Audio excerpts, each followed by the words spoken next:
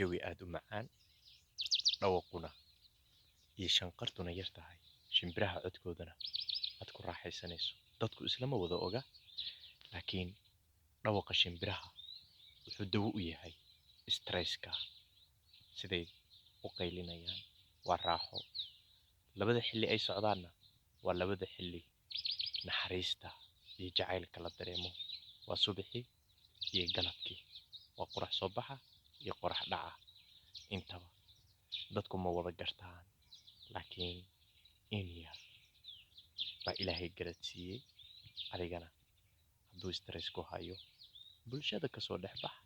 Si gaar ah halkaa u imaw, u kirayso, u seexo, ka soo toos jawi macaan oo deggan qaado si aadan stress u dareemin ee aad u raaxaysato.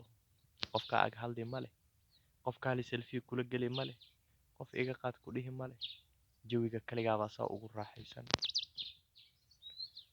Wixii aan dhihi lahayn haddii hees laga dhigana maxaan sameynaa? Ayayaya, wax kale ya, jamaalkeeda, wax kale ya.